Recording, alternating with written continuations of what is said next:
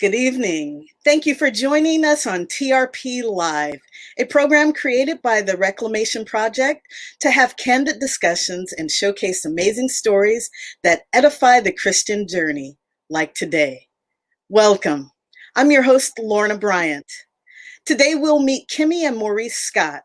Maurice is the owner of Credit One USA, a credit repair company who holds a Juris Doctor degree. Kimmi Scott is the wife of Maurice. Kimmi is a registered nurse by trade and is the executive director of a nonprofit. She's also a practicing real estate agent. The Reclamation Project is thrilled to welcome an African-American power couple who balance family, fame, and faith flawlessly. Kimmi and Maurice Scott, welcome to TRP Live. Hey, thank you for having us. How y'all doing? Thank you for joining me. I'm great. How are you both? Doing great. Now we're on the West Coast. You're on the East. It's still daylight outside. It's nighttime for you all. So I hope you're rested. Yes. So I didn't tell the full story. You are both one of three couples who are featured in Love and Marriage Huntsville. First, why don't you tell me a bit about yourselves and how we came to this place we're in now with Love and Marriage Huntsville? Let's start with you, Kimmi. Oh, okay. So, for the most part, where we are now, how we got on the show, and kind of the friendship that we have is three couples. The six of us became really good friends in 2014. Maurice and Marceau actually went to school with Martel. So the guys were already friends at some point. However, the wives didn't really get introduced until 2014. And that's when we started hanging out as friends, kind of taking trips, vacations, family dinners, those kind of things, doing those things together. And Melody Holt, which is the person who kind of pursued the television aspect of it, presented the concept to us a couple times, and we were like, no. We were working together on some community projects called the Comeback Group. And that was in regards to trying to put our footprint in what is North Huntsville. And in North Huntsville, it's just an area that's a little bit underserved. And all of us came from areas that were underserved. And so it was something we took a passion for. I'm from Baltimore. Maurice and Marceau are from Pontiac, Michigan. Letitia's from Bessemer. Martel is actually from North Huntsville. He's from Huntsville. And then Melody is from Bundridge, South Alabama. Okay. And Melody, you said is from what place? Brundage. I'm sorry. Letitia is from Bessemer, Alabama. Oh, and that's Alabama as well. Yes, Bessemer, Alabama. Okay. And so we started working together to try to make some of these initiatives come to life. And quite frankly, it was a little bit too big for us, like for six people. However, the concept of what we were doing was presented in program feature by Melody Holt to Carlos King, who is Kingdom Reign. And they put some things together and started those wheels turning, and one thing kind of turned into another. And so that's how we here talking to you. Right. Okay. The rest is history, as they say. Mm-hmm.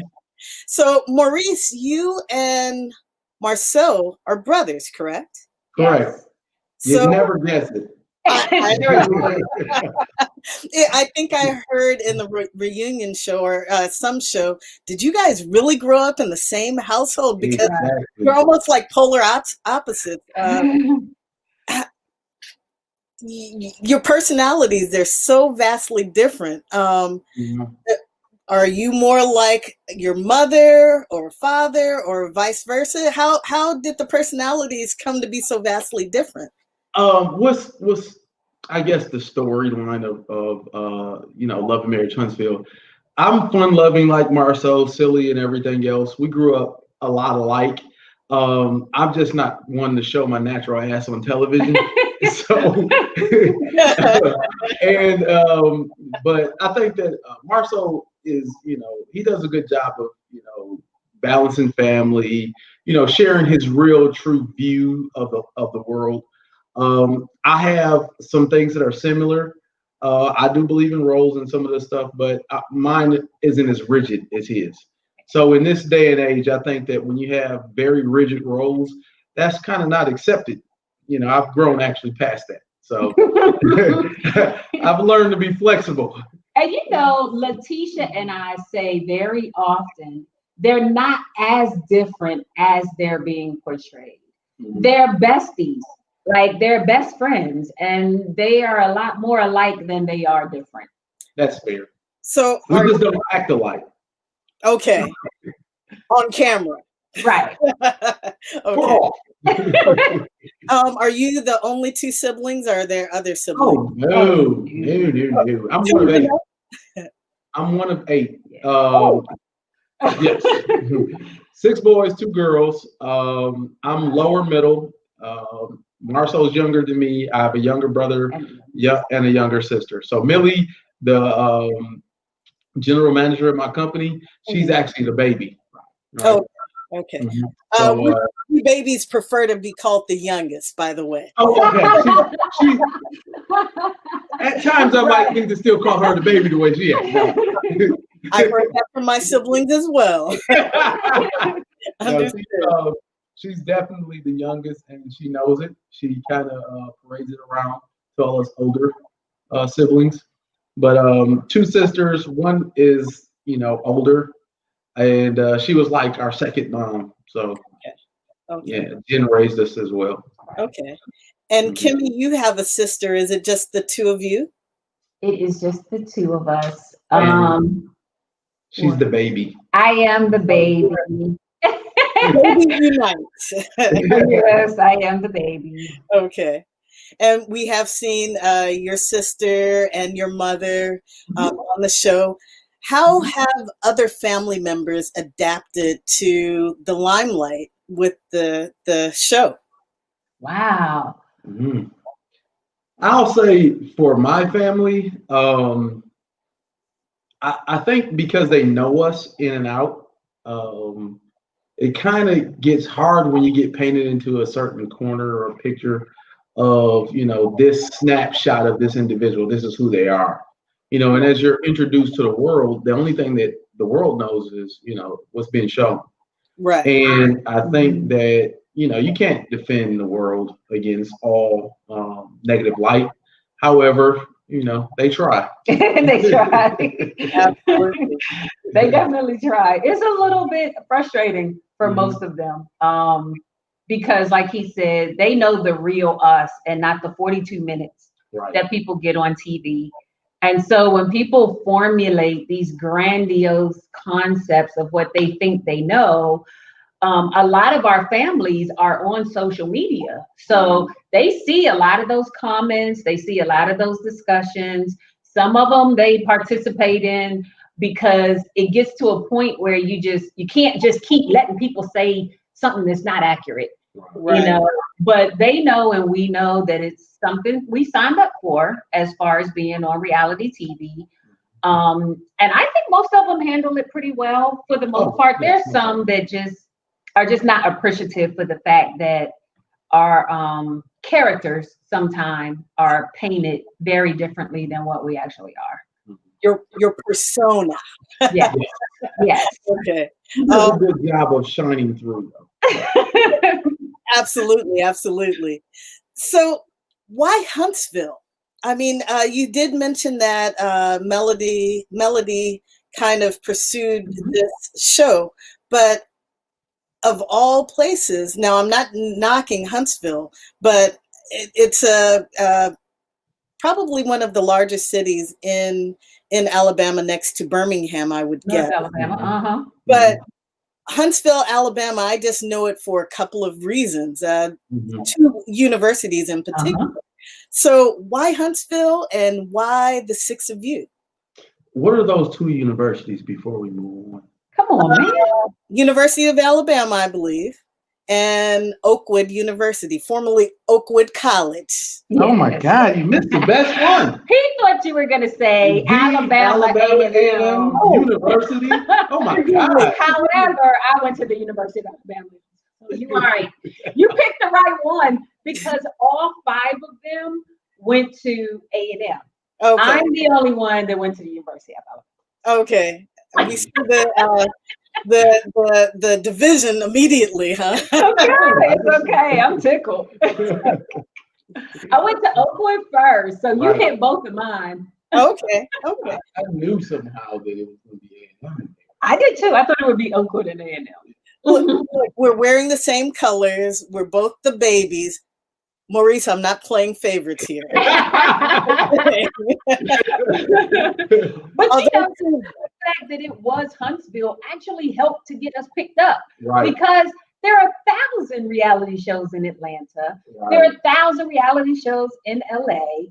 And so nobody would have ever driven to Huntsville to say, let's scout out Huntsville and see what they have. Right. So in all fairness, I think in Melody's presentation, it was part of the pickup package. You know, who knows about Huntsville? Right. Like, who knows about Huntsville? And it just happened to be the 6 of us because we happened to be friends at the time. Right. Granted, they did have some other friends that they presented to Carlos that they looked through as far as their clips and videos, how they interact. And they liked the way that we interact genuinely. You know, it was very organic. Right. And they appreciated how the 6 of us seemed to interact together. Now, the other 5 were longtime friends. You said 6 years in, you were relatively new to the bunch. I believe you and Maurice had only been dating a year or so before this. Do I have you mean new to the 6? Yes. So the guys all went to college together. Okay. They knew each other years back in college. The Holts had a groundbreaking, like a grand opening for their business, Holt & Holt, in 2014. And Maurice invited me to go to that. So that's when I met them. So I was the newest. I was the last one into the fold. Right. So I think if I remember the storyline, you have been dating 7 years before you got married. Yes. Correct. Maurice. Maurice. Kimmi. Oh, okay. I was gonna say, what took you so long to put a ring on it? Oh, we weren't in a rush. No. Our relationship took time to get to where we were comfortable. And I was fresh out of a divorce when we first met. And it took some time for Kimmi to start liking me, I guess. And I had to change some of my ways, of course. That's really what she wanted to say. I needed to change some of my wayward ways, and before she accepted me into the fold. But I think that it took the time that it took because I had some very headstrong ways, and Kimmi had some successful ways that she navigated through life, and it was hard to break those. And you're not broken. See what I'm saying? Well, she tucked them away for a while. But I think that we both had some successes and some failures, and it took a while to mesh. And I think that we used to have some really bad arguments, right? And early on, and then we went to the counselor, and we thought we were so different. And the counselor, we did the personality test at the counselor, and she did hers first. I did. And I did mine second. And she got the results first. I don't know. Maybe it was a woman counselor. I don't know. I'm not going there. But it seems like she was playing favorites, not you, though. Okay. And she got the results first, and she couldn't wait to, she was busting at the seams before she wanted to tell me. And then I get the results, and I'm like, we're so alike. And the counselor's like, yeah, that's why the arguments are so bad, because you dig in, she digs in, and you guys have this overlap, and you're so much alike that's why they're bad. Well, and even to caveat, like add on to that, is they have 4 categories. They have the lion, the turtle, the camel, and the monkey. You sound like Trump right now, by the way. Go ahead. Yes, that's the 4 categories. And Right. so her point was that we both are very much so lions. So to her point, she was saying, if you were like a lion and he was a turtle, y'all argue differently because you want different things out of the argument, or if you were the camel and he was the monkey, you argue differently. But both of y'all are lions, not both turtles, not both camels, both lions. Super lions. And so it's really like, let me tell you something. I'm going to get this test that she had so I can hand it to some of my friends because it's eye-opening how they do this little graft. Neither one of us had any of our mile markers in turtle. Neither of us had any turtle characteristics whatsoever. She had me for lion and camel, which is very headstrong leadership, very detail oriented for the camel. Yes. She had Maurice under lion and monkey. And it's fair because he's the center of attention. He likes to be friends with everybody. He likes to play and joke and goof off.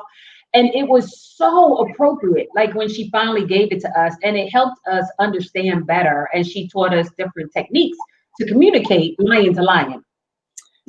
So you learned instead of going against each other and vying for that top spot, it sounded like, it sounds like you're complimenting each other now. And that kind of reminds me of the love languages test that. Yes. Yes. So you learned your animal languages with each other. Hey, I like that better. Okay. That's beautiful. So what about blending families? How does that play into the roles and how you are communicating and meshing together?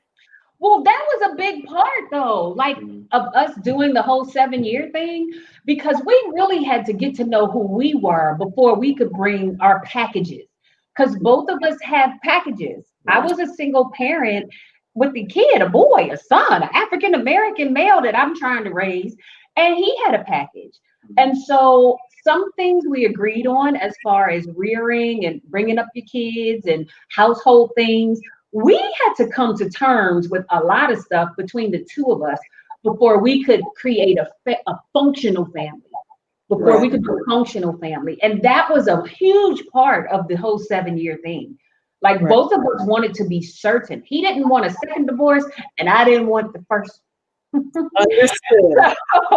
So it took a lot of that communication for us to be enough on the same page to move forward in the best interest of the entire family. And he's pretty much the facilitator of that part. Because Jalen now is grown. Jalen's 21 and, he's grown. But we still are working with Monster. Monster is 13. Right. So he's been more of the facilitator to try to help, the cohesion between both families. The good thing is that Jalen and Monster are like the same kid. They really are. They really are. It's astounding. Both of them were very well mannered. Both of them are respectful, high energy. Both of them were high energy. High. And to see their relationship grow closer together also helped because there's not a whole lot of contention. And what's funny is that Jalen naturally became a big brother. Like he did all of the stuff that, like, I've been a big brother and I've also had big brothers.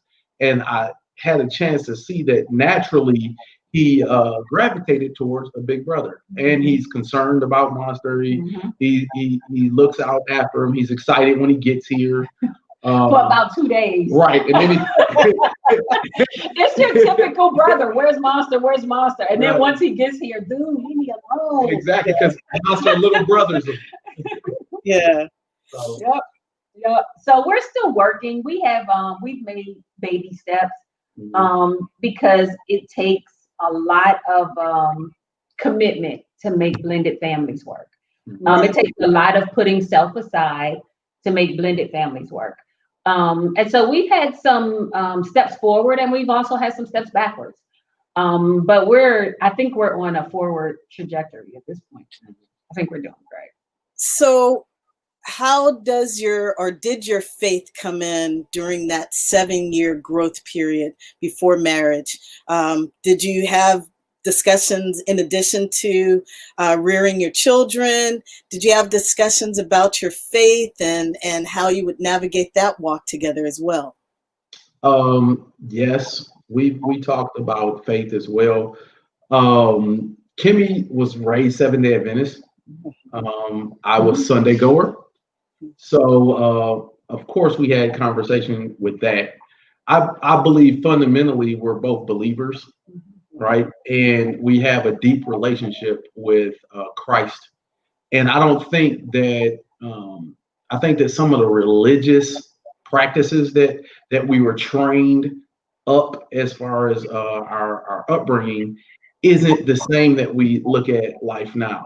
As a matter of fact, I believe that we're more practicing Christians Understand. than attending religious ceremonies and everything else. Can you see the light in our life, right? Okay. And we give back. That's really primarily in our heart. How can we make the world a better place because we're here? That's beautiful. Would you like to add anything to that, Kimmi? He said that pretty well. We did. We definitely talked about things.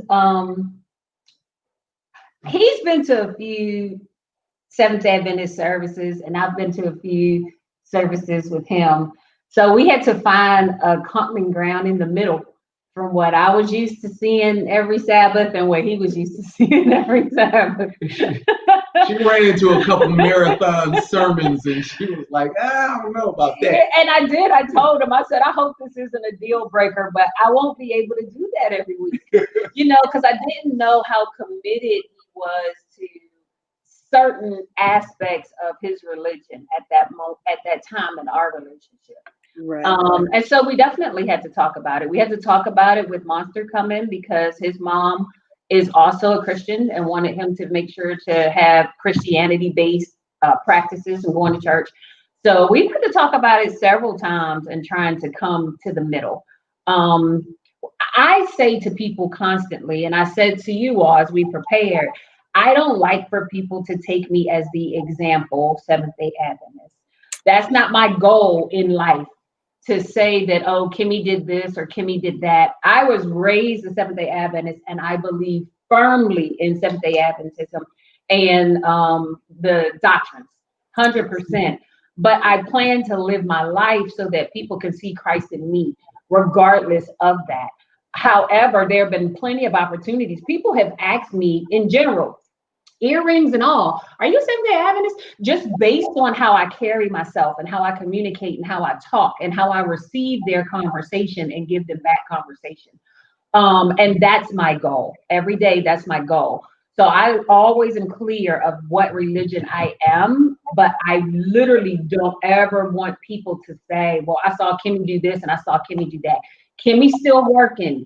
Kimmy's still working. Jesus isn't done with her yet. So I just always like to make sure that people know my heart. Yes. Kimmi, that's another thing we do have in common. So I'm with you. Something about that red shirt, huh? I'm just picking up that vibe. Yes. And I am a Seventh-day Adventist Christian, but I wasn't raised as one. Most of my family was, but I came into the faith as an adult. So in and out of the faith as an adult. But as you said, it's my heart. And I think our reflections of our walk is more important than our denomination. Agreed.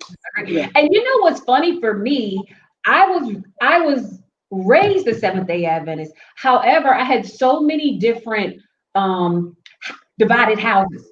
Like my grandmother was a Seventh-day Adventist and my grandfather wasn't. You know what I'm saying? Like my mom was and my dad wasn't. So I've always had divided houses.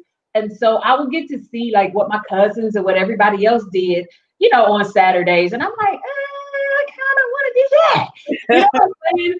So for me, it was really weird because every home I lived in, it's been a divided house. Right. Every single one has been a divided house. Right.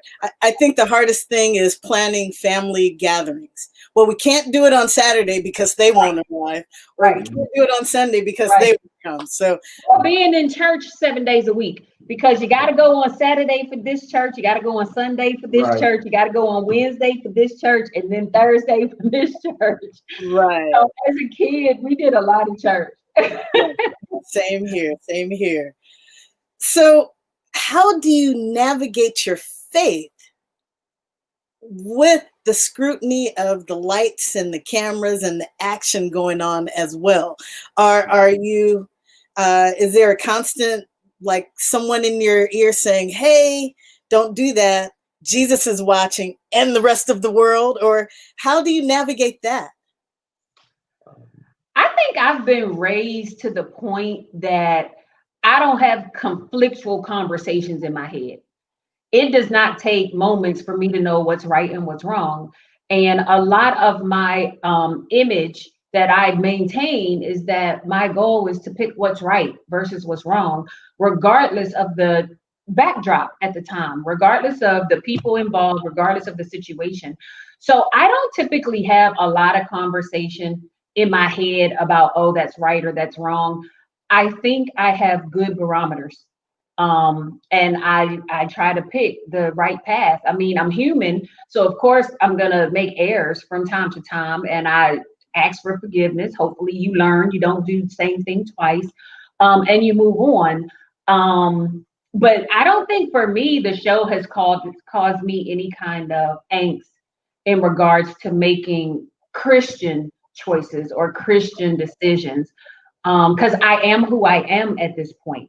There's some stuff that there are a lot of Christians that don't agree with what they see or may hear me say out my mouth on one of the shows. And that's okay. I'm comfortable with you not appreciating or receiving everything that I have to say. Understood.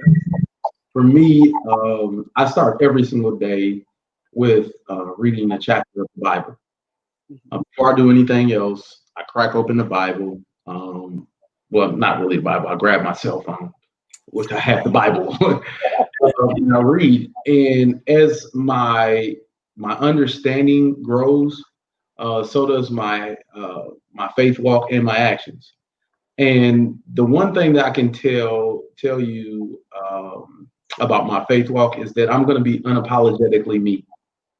And I don't listen to outside criticism about my faith walk. I know who I am. I know whose I am. Right. And I'm not leaning any way as far as my faith isn't shaken by, terms of events outside of my own personal faith walk.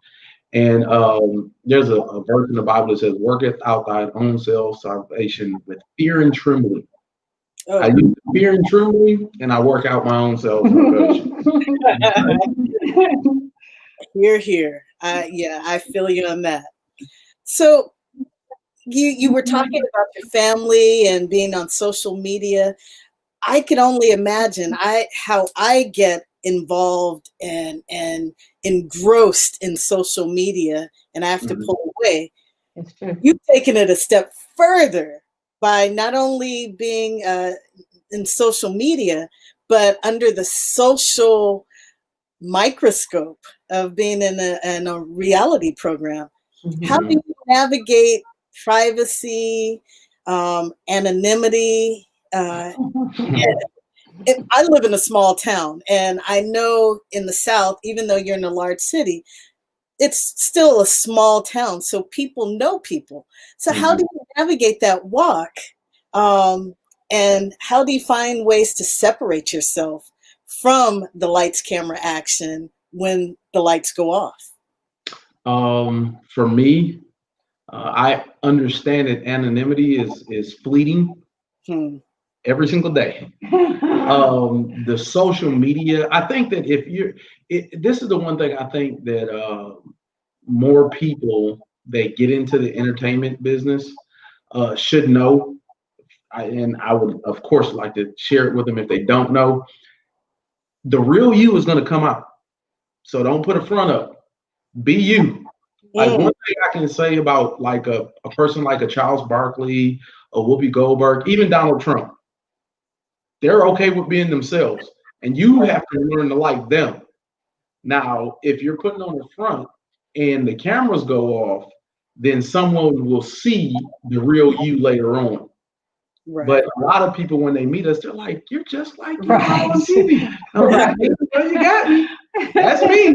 You know. So being comfortable with yourself, knowing that criticism's coming no matter what you do. No matter what. People crucified Christ. Yes. They're going to crucify you too. Yes. No matter what you do. So in real time. oh yeah, faster nowadays than before.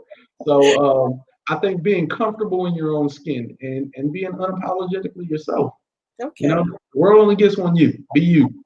Yes. So with any reality show, you have an individual or a couple that everyone loves to hate. You have an individual or a couple that just gets on everyone's nerves. And then you have the favorites. I think that kind of describes the two of you. How do you navigate being the good ones and I won't say perfect, but I mean, your authenticity shines and shows. And I haven't seen many conflicts. There have been a couple of conflicts, but there aren't many conflicts with the two of you. How is that navigating with the other couples and just being on set and interacting with each other? We were brought to the show for balance. That was by design. And most of it is because of our disposition. Okay. And our stance in wanting to do the right thing at the end of the day. We are by no means perfect. We are by no means infallible. We make mistakes. We have disagreements. We argue. We do everything that every other married couple does. Some of what I think we do differently is that we are trying to do better about conflict resolution and how we talk to each other and about each other when there is a conflict internally in our marriage as well as with our friends. There's just some things we don't do that stir the pot for some of the other people. And so by default, you become a liked couple because you know, there's another couple doing this and another and I tell them all the time, by default, we got this position. Like it's really by default.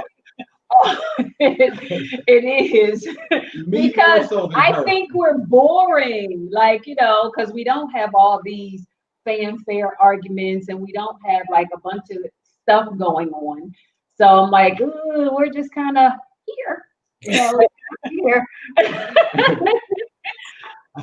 I think Kimmi, me more so than Kimmi by default. Everybody loves Kimmi, by the way. And they love the way that she adults. Most conversations and most scenarios she's placed in. She's been placed literally in a fire and came out without any smoke on it. And people are like, wow, I just wish, you see the feedback in real time, like, I really wish I could handle situations like Kimmi. I wish I could too. Okay. I agree. I need some more emotional intelligence and security in some of my situations because I don't think I would handle them the way that Kimmi does. So, but here's the thing. I have pop-off moments. Like people who have known me all of my life primarily know me for my mouth. It's my mouth that is typically what people remember from me. So it has taken me a long time to try to understand how to communicate well to people. And that's just real talk, because I'm not a person that you can give constructive criticism to, and I'm just going to blow you off. If 2 or 3 people are telling me the same exact thing, then maybe there's a little something to it. And I've been told literally all my life about the mouth, like the mouth. And so I've made an effort to talk differently to people. Sometimes it works and sometimes it doesn't. You know, sometimes I intend for it to be a little crass, and sometimes I'm like, oh, I didn't mean that. Like, oh, I'm so sorry, I didn't mean that. But I'm growing in understanding how to communicate to people, because what I've noticed is that I have triggers. And so if I can get you to communicate with me the way that I'm communicating with you, then it doesn't push my trigger, you know? And so if I can be in control of my triggers, then it helps the whole conversation to go better for everybody. Okay. I watch a few other reality shows, and I can think of one other couple, and that's Candy and Todd. Really? Yes. We keep getting that. I don't see that. No, only in terms of Candy is kind of a peacekeeper and leave me out of this mess. I'm not involved. Don't get me involved in this nonsense. That just last week, wasn't it last week? Yeah, last week. And other Candy and Todd may say that they are the boring couple. Because they about making them coins. We ain't got a whole bunch of time to be bickering with people about stuff. Yeah. Man. Right. You know, people coming up with new stuff and new businesses. This is old money. We've been getting up and going to work a long time. And you'll continue getting up and we'll continue getting up and going to work, right? For richer or richer. You saw that, huh? I saw that. That was one of his best friends. Yeah. Okay. By the way, she was like, "Hey, we ain't getting poor around here." Ever. No. Poor in spirit only, not in pocket. So, speaking of the wedding, I just want to say, you know, starting off seeing all of the rain and the gray skies, and Maurice, your father said to you, you know, you are cool as a cucumber about this wedding. You're more concerned about the day and making sure Kimmi's day is right. That was beautiful. And the most beautiful thing, seeing you wipe away her tears, that but the real clincher was the storm providing for the most beautiful sunset. Agreed. Agreed. Only God made it. Had it not rained, the sunset wouldn't have looked like that. Like literally, had it not stormed to that degree, the sunset, the clouds, the ascension of the cloud, it just wouldn't have looked that way. It would have been a regular sunset, a regular Miami sunset. Right. There was a guy who I think you met in the elevator. In the lobby the next morning, getting the newspaper. Said, did you see how bad it was yesterday? Did you guys see that sunset? It was amazing. Said, I've lived here for 20 years. It's never looked like that before. And I started crying in the lobby of the hotel. I told him we got married, you know, last night, and it has stormed so bad that I was having a complete come apart. And I just, the fact that the Lord opened the sky that way, it was just intended to be. I just couldn't think of anything else, that it was just meant to happen that day, that way.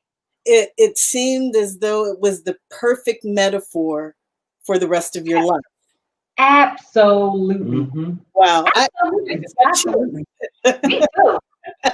I usually cry, so I must be getting better. Right. I knew she was about to start tearing up. Oh my God. Yeah. I do. I usually cry, so I'm getting better. It was absolutely breathtaking and destined by God. Yes. He painted the sky for you. Yes, he did. Won't he do it? Yes. Yes, indeed.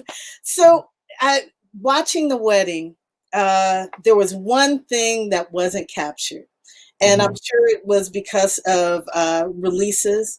The perfect song for your first dance. I'm sure they had to mute it for that reason.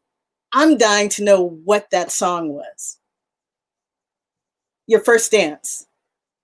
Oh, I know the question. Uh-oh. Remember the first dance? That's hard, Maurice. Oh, that's right. For the rest of my life.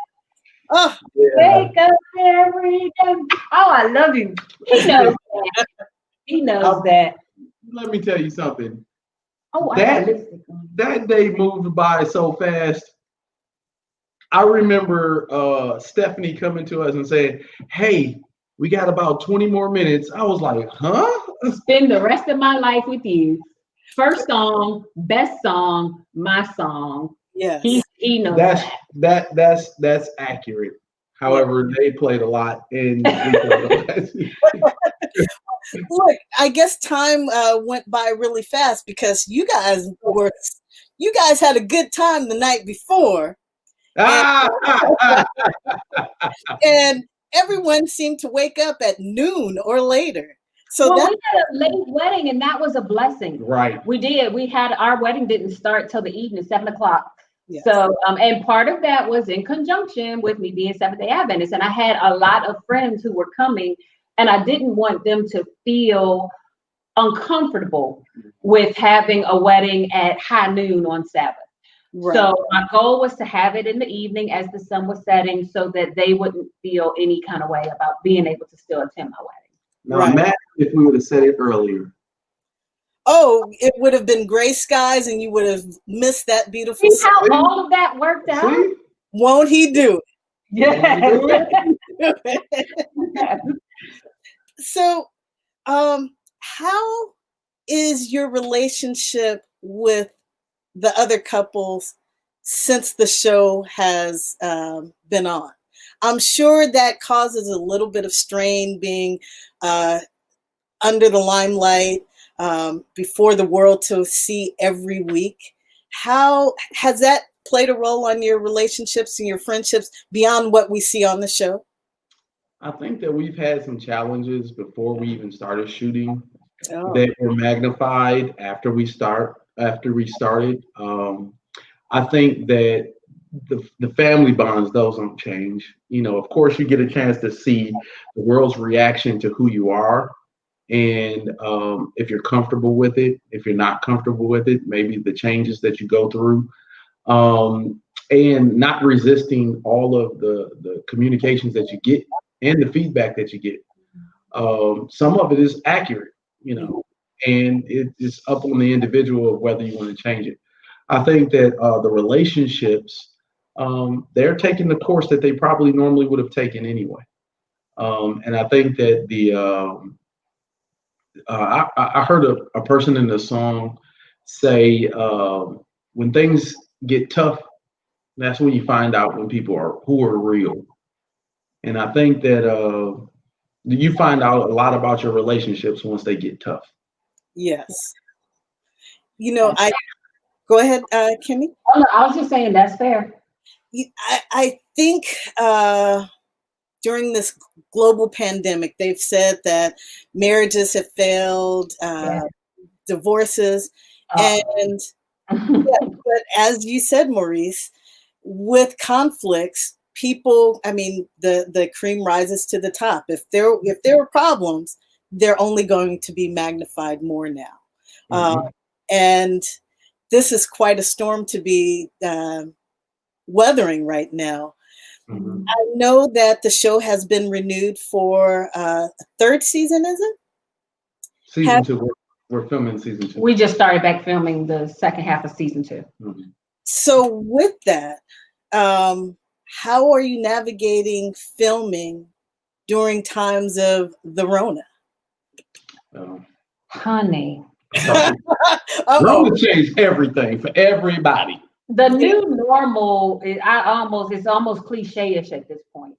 But I am a nurse and go to work, so it's been taxing.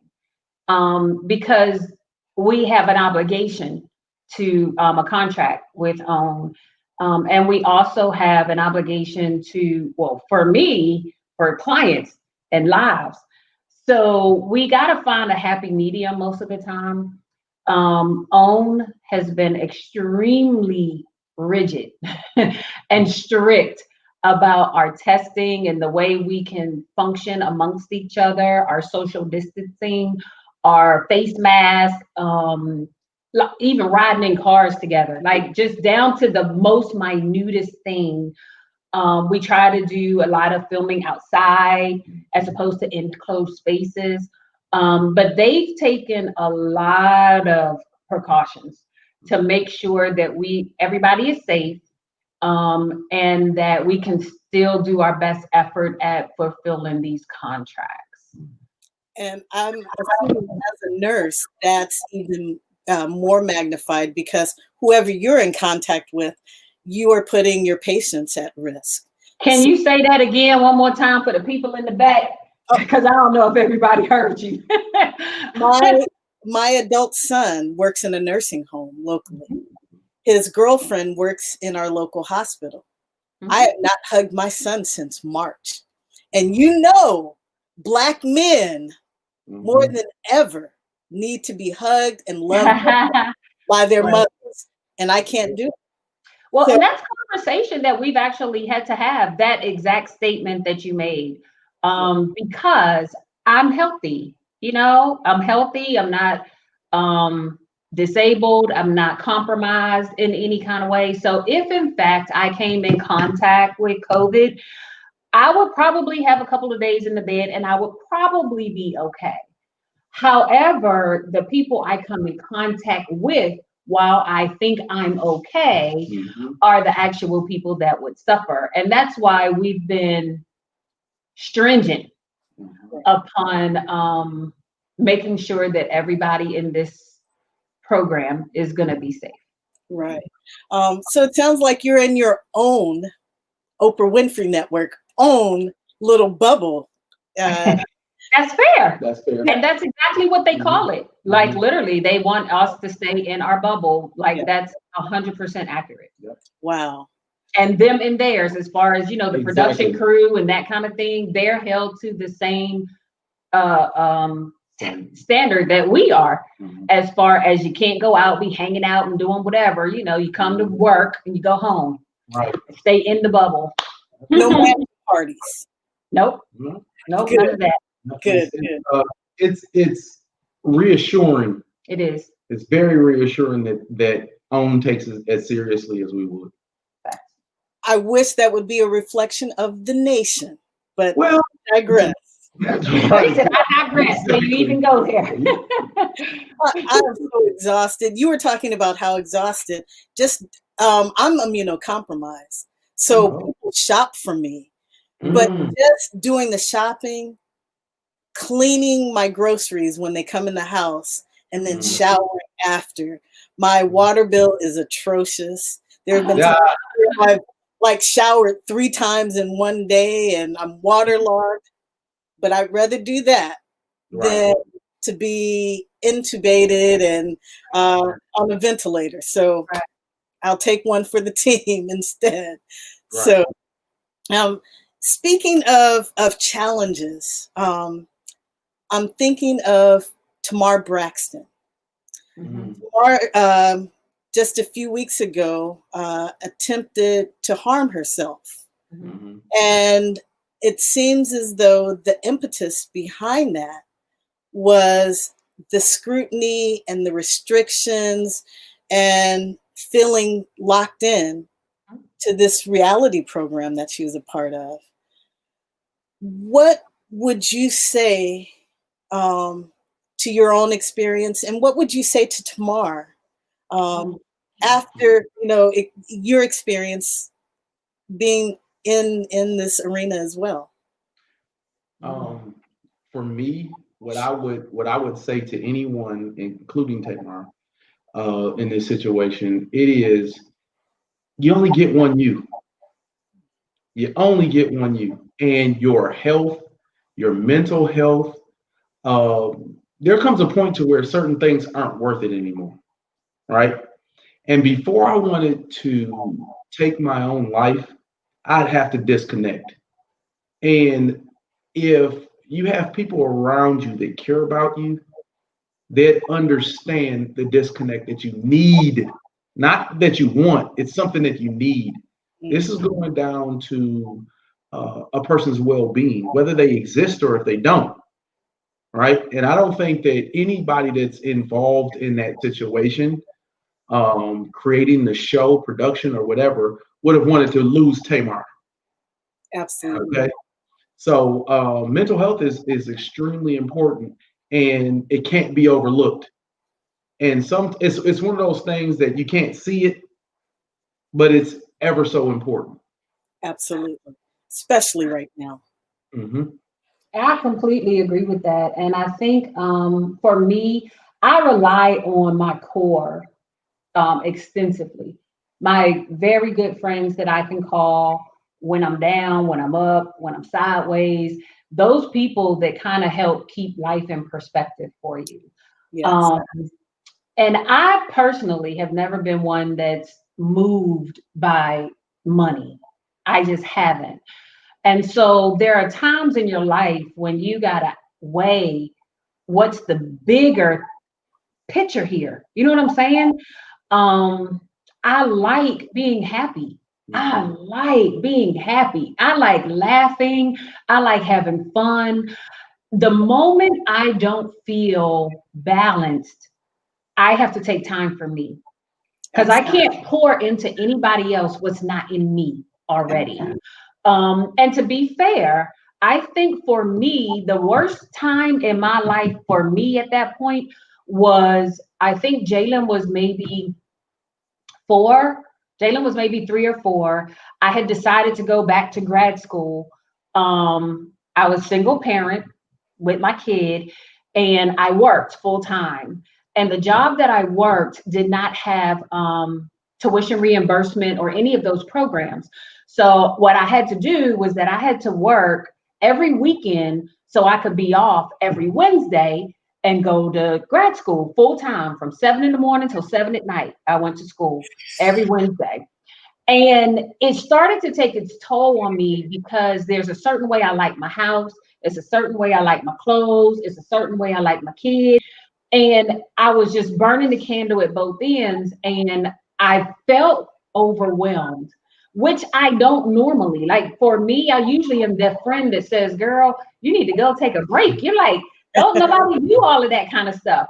But I felt overwhelmed and I needed my circle. And my best friend took my son for every Wednesday, took him to school, picked him up from school. She forgot him a couple times, but we won't talk about that. she was helping me, so we're not going to talk about that. She would let my baby in school a couple times. But what I'm saying is that between my mom and my friends, they got me past that hump. Because this day, I can remember this day sitting in the parking lot of a Subway and bawling on the phone that I just couldn't seem to make all the ends meet. I just wasn't doing enough to make all the ends meet. I wanted my laundry done, and my mom was like, just don't do the laundry. And in my head couldn't get that. Like I couldn't, because I said, if I don't do the laundry today, it's just going to pile up and get worse. And so, you sometimes need your core that's going to help you get over that hump and get past it. My best friend did that. Yes. And even to this day, she'll say, well, when you look back on it, aren't you glad you did it? And I'm like, no, that was like the worst time in my life. I was so overwhelmed. It was unbelievable. It was just unbelievable. But she helped me get through it. And I tell her now, like, my degree should be on your wall, because I was ready to give up. Like I was ready to give up on that goal. I don't often think of harming myself. However, I understand it. I completely understand it. And you've got to find your core support system anytime you're starting to feel overwhelmed. Anytime. Absolutely. It seems like that's another thing we have in common, because the laundry was perfect because, I can't do this until I do this, putting barriers and restrictions on ourselves to be superwoman. Honey, I do it now. He tells me in the morning, have you ever thought, like, if you didn't do the laundry, you could do your bath first, get dressed. If you have time, do the laundry. I'm like, nah. It doesn't work like that, Maurice. I know. Okay, well, I get up, I throw laundry in the laundry, I throw dishes in the dishwasher, and I'm typically 5 minutes late for work. Like, I'm typically 5 minutes late for work every day. And he says it, and it makes sense coming out of his mouth. But in my head, I know what my house wants to look. I want my house to look like. I know I don't want anybody to say I don't have underwear today. And so I have a routine. Like I just have a routine that I do every day. You know, you were talking about your core. When it reaches that breaking point, sometimes your core can point it out to you, or you Absolutely. even recognize it. So that is the You're key, correct. having that core. And it sounds You're like correct. is that core as well. He is. Yeah. Oh, he definitely is, because he sees my frustration, Yes. and he's a fixer by nature. And so he comes up with ideas. Whether I want to take them or not is impertinent, but he comes up with ideas all the time that just seem to make more sense to him than me spending 40 minutes every morning doing household chores Right. that literally could wait till I got home. Like literally could wait till I got home. Hey, sis, I'm not going to mention that side eye he just gave you. Sorry. Okay. I'm not going to. Hey, by the way, when you say don't mention, Then he kind of mentioned it. ooh, Did I say that out loud? My bad. Right. you just saw the replay. But, look, I know you have each other's back, and it's evident there. Yes. Speaking of which, Maurice, Yes. how is it navigating ex-wife and wife in the same Oh. town? In the same town. Well, on the last episode, we it was revealed that she didn't move down. So that was a good thing, because I think that there's some challenges that come along with that. Like they're working on building their relationship. So and there's been some challenges in that relationship over time. But overall, I think that we've come a long way. I think that we've come a long way, and part of it is because we've kept an open mind to certain things, and it would be so easy to close your mind to challenges that you may face, but solving the problems better, keeping an open mind,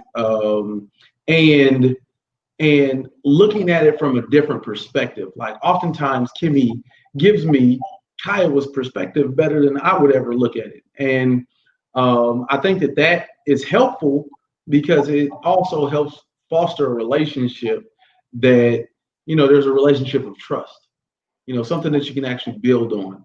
And I trust that at the end, we're all looking for the same goal anyway. And that is a good, positive working relationship where the seed that we have is going to grow out to be, everything that we want them to be anyway. Absolutely. You want a symbiotic relationship and not a conflicting one. Oh, most definitely. Yeah. Make it work. Make it work. I know there can be difficulties with that, but you guys are the favorite couple, so I'm sure no conflicts. So we are almost out of time. I just have a couple more questions. Okay. What is the Kim Zone? So the name Kim Zone actually comes from my friends, and they kind of tease me about my name just in general. So that the name actually came from them. However, the Kim Zone website is a place where you can come to get to know me a little bit better and all of the things that I do. So I'm a real estate agent, been a real estate agent 6 years. And so you can get information on real estate properties that are available from there. You can contact me from there. Also, it talks to me starting out as a single parent and how I was able to navigate through that and meet Maurice, get married, and now we're working on a blended family. Each page has something different. There's a page for cooking because I love to cook. And I put a lot of stuff on social media and people are like, how do you make it? How do you make it? And so there is a cooking page that I do as far as things that I cook. I also like to do restaurant reviews.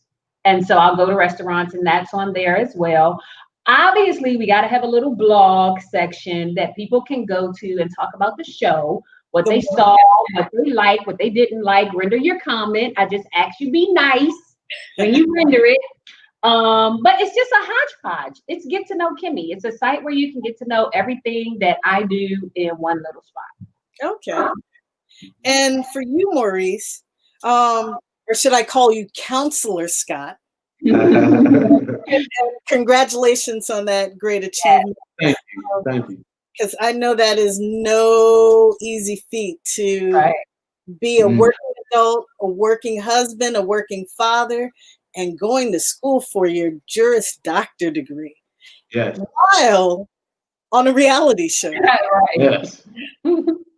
And passing on the first go around, we're not going to negate that. Right. And he was the top of his class. We're not going to negate that. Oh, that's all. We're going to make sure we toss all of that stuff in there. Take your bow, sir. Right. So what gives you that drive to be the best, to win? Because you're definitely winning at it. I would say my mom. I think that we faced a lot of troubles coming up, and growing up in Pontiac, Michigan, we called it the hole in the donut, because in every direction that you would go in Oakland County, you saw these amazing houses. You saw, of course, you could tell driving that you actually left Pontiac. Okay. Just driving. All you have to do is drive down the street, and then all of a sudden it's like, this isn't the same city. And all of that was a stone's throw away from where we grew up. And poverty, we grew up, extremely in some really extreme situations. One house we lived in didn't even have windows. So in Michigan? There we go. In Michigan. So, Pontiac, Michigan was a breeding ground for possibility, right? Because you could see it, but now you needed to touch it.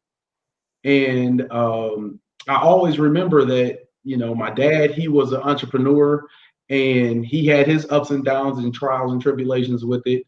My mom, she always pressed through, and it was 8 of us. So we were always the biggest family. We had to share. We had to learn how to fend for ourselves, right? But there were times where my mom would pour into us that we can achieve everything as long as we could believe it and see it.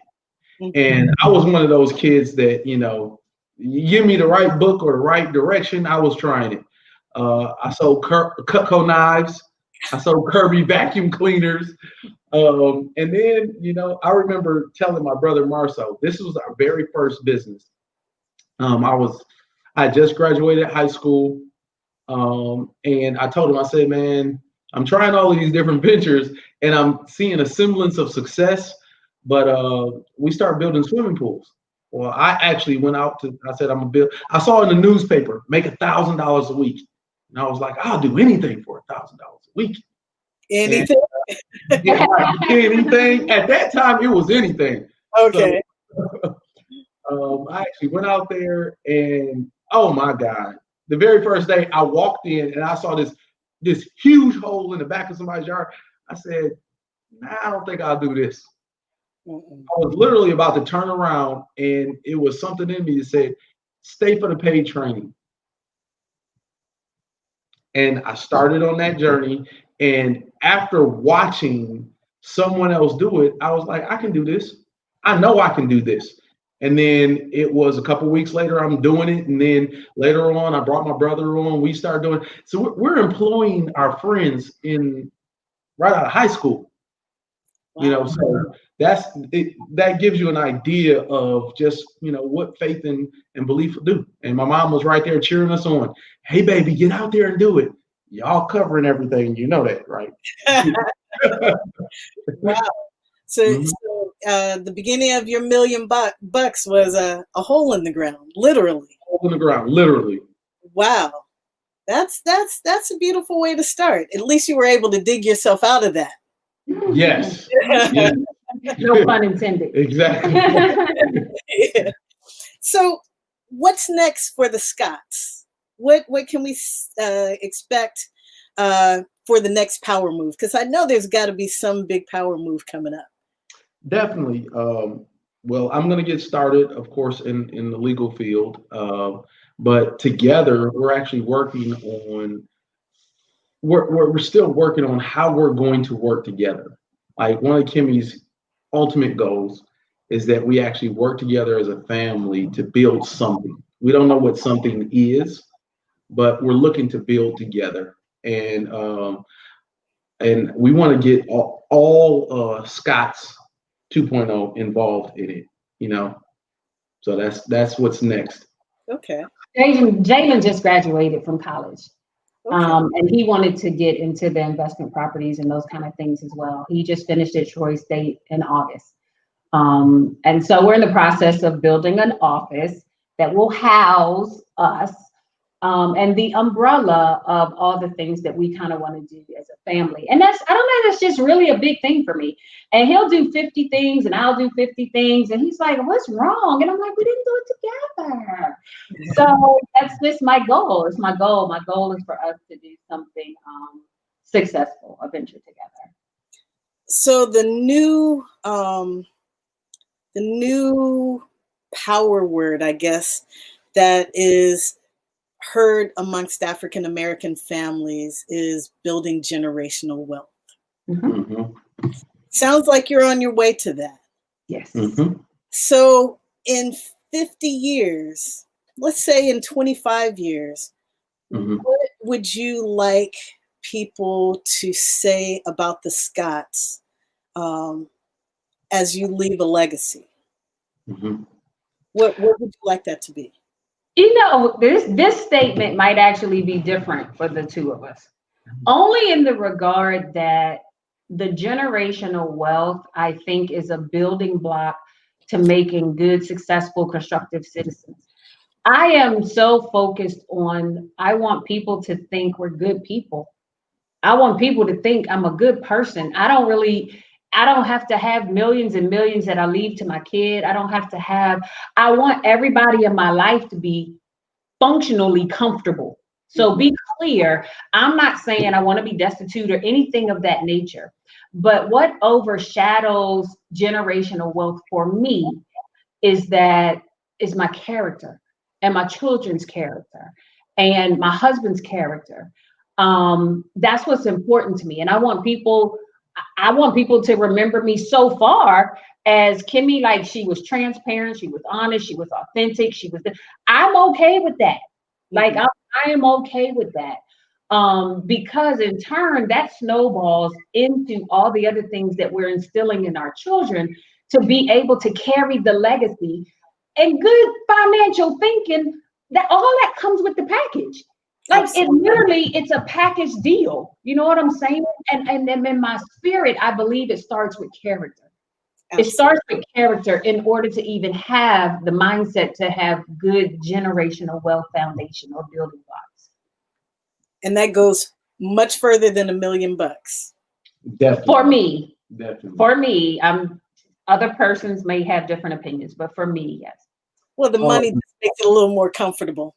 And he says that all the time, and it does. And I don't ever want to imply I don't want to be comfortable. That's not my implication at all, ever. But I want my character to speak more for me than my money. Right. For me, a lot of what drives me is the idea that Black folks can compete. And I think economically, that to me is where I want to leave our mark. Economics. I think that I've seen so many people with so many talents that are undercapitalized. We've lost our faith in a lot of things. And there's one concept that came to me, and it was like a shining light.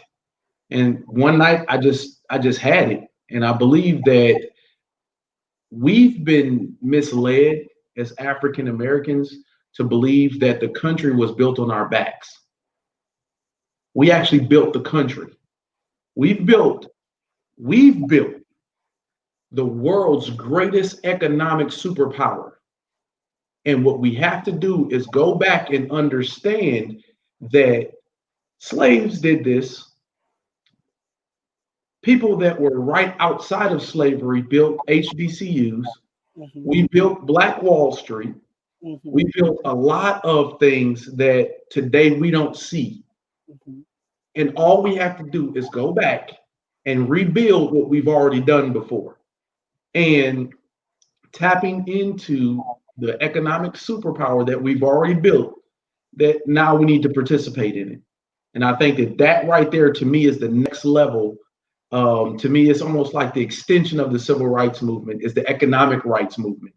Absolutely. And that's what I want to make sure that we're focusing on and we're leading and that we're actually connecting. And we want to hit home with it. It's time for us to start making our ingenuity work for us rather than someone else. Yes. Agreed. You guys are doing a fine job of it. So Thank you. One last question. All right. What can we expect Saturday night? This Saturday night? Yes. Yes. Can you give us a little sneak peek? I think we're just gonna keep getting a little bit better at conflict resolution. Our goal is to move forward, and we've got to be able to demonstrate that as adults we can move forward. We had challenges prior to the show, so the show kind of spotlights those. And Saturday we get to talk a little bit more about us trying to do some some conflict resolution. Conflict resolution. Maybe they should have changed the name of the show, like the conflict but it's entertaining. It's entertaining. And hopefully at the same time, you get some information that helps you in your own situations. I say it about all the couples. At any given point in the show, there's certainly somebody you should be able to relate to. You don't have to like us. That's okay. There's like Letitia and Marceau, there's Mel and Martell. So there's a lot of different people that you can glean some information from that might work for you in your situation. And that's what Saturday night is. You're just kind of looking around and see if there's some information that can kind of help you do some resolving of some issues. How you overcome some mess. In the midst of the mess. You are the perfect peacekeepers to balance it, like you said. Thank you. Remind us where we can see Love and Marriage Huntsville. Oh, you gotta always keep up. Keep up. Own. Saturday nights, 8-7 Central is where you can see our shows. We always encourage you as well to follow us on social media because we give you little snippets, we give you little bites of what's coming out this weekend before it actually comes out. And you get to see what we're doing every day in life, you know, as far as the construction of our office and him going on his attorney journey. So you can follow me on Facebook at Kimmi Grant Scott. Don't look into that Kimmi thing. That Kimmi Grant Scott means nothing. It's just so everybody who knew me when I was 2 can still find me. That's all. And then on Twitter and on Instagram, it's Kimmi, KIMMI _KLS. Okay. On Instagram, you can find me as Miami Reese. Twitter, same thing. On Facebook, it's Maurice Tenacious Scott. Like it. Your tenacity shines through for both of you, most definitely. Thank you. Well, it has been a great pleasure getting to know both of you, and Godspeed on your continued journey. Thank you so much. Thanks for having us. Absolutely. We are grateful for you sharing your story, Kimmi and Maurice, and thank you for joining us tonight. We hope you tune in again next week for another broadcast of TRP Live. Don't forget, share, like, and subscribe to stay in the know of upcoming broadcasts and events. See you next time. Be well.